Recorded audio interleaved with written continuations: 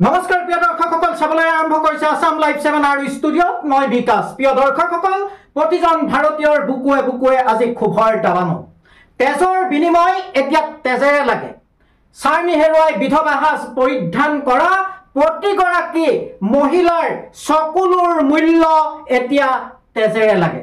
পেহেলগামত যি নাৰকীয় হত্যাকাণ্ড সংঘটিত হৈছিল, সেই ৰক্তপিপাসু সন্ত্ৰাসবাদীকেইটাই যেতিয়া কেইবাজনো নিৰপৰাধী মানুহক হত্যা কৰিছিল, তেতিয়া এগৰাকী মহিলাই কান্দি কান্দি এজন সন্ত্ৰাসবাদীক কৈছিল, তুমি মোৰ সুখবোৰ, তুমি মোৰ শান্তিবোৰ কাহিনীলা, মই কাক লৈ জীয়াই থাকিম, মোকো তোমালোকে মাৰি পেলোৱা। তেতিয়া এজন সন্ত্ৰাসবাদীয়ে কৈছিল যে তোমাক আমি নামাৰো, তুমি মুদিক কোৱাগৈ আমাৰ নিষ্ঠুৰতাৰ কথা, আমাৰ ভয়াবহতাৰ কথা।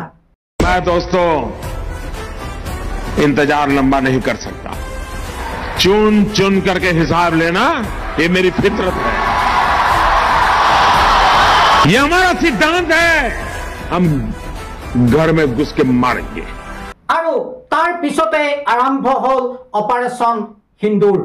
প্ৰিয় দৰ্শকসকল, আজি পাণ্ডৱ নাই, আজি পাঞ্চালী নাই, কিন্তু সেই তেতিয়াৰ ভাৰতীয় নাৰীক সন্মান জনোৱা, ভাৰতীয় নাৰীক সুৰক্ষিত কৰাৰ যি পৰম্পৰা, সেই পৰম্পৰাৰ ধাৰাবাহিকতা আজিও যেন অক্ষুণ্ণ আছে।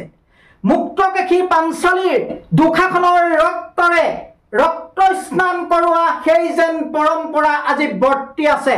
সীমান্তত যেন আজি ভিৰ কৰিছে পাণ্ডৱৰ শত শত উত্তৰ হৰি, আৰু সন্ত্ৰাসবাদীৰ ৰক্তৰে যেন আজি সন্মান জনালে সেই বগা সাজ পৰিধান কৰা ভাৰতীয় মহিলাসকলক।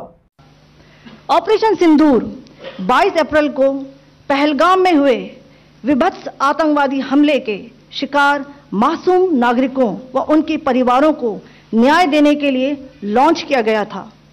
इस कार्रवाई में 9 टेररिस्ट कैंप्स को टारगेट किया गया और पूरी तरह से इसे बर्बाद किया गया।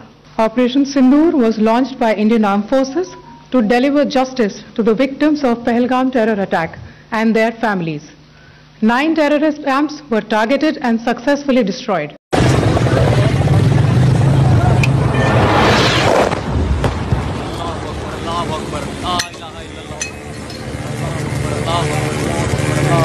আপুনি আপোনাৰ সন্তানক কোনখন শিক্ষানুষ্ঠানত নামভৰ্তি কৰিব সেই বিষয়ে হয়তো পৰিকল্পনা কৰি আছে। এখন উন্নত পৰ্যায়ৰ শিক্ষানুষ্ঠানত নামভৰ্তি কৰিবৰ বাবে আপুনি শিৱসাগৰ জিলাৰ বৃহত্তৰ আমগুৰি অঞ্চলৰ উচ্চ শিক্ষাৰ অনুষ্ঠান আমগুৰি মহাবিদ্যালয়খনক নিৰ্বাচন কৰিব পাৰে।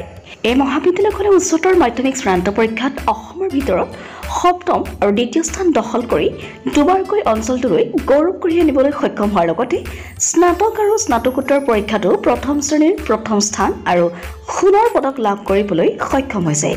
আমগুৰি মহান মনীষীসকলৰ অক্লান্ত শ্ৰম আৰু ত্যাগৰ বিনিময়ত 1967 চনতে প্ৰতিষ্ঠা লাভ কৰা মহাবিদ্যালয়খনে সোণালী জয়ন্তী বৰ্ষ অতিক্ৰম কৰি সাফল্যৰ বতৰা লৈ ভৱিষ্যতৰ দিশে আগবাঢ়িছে।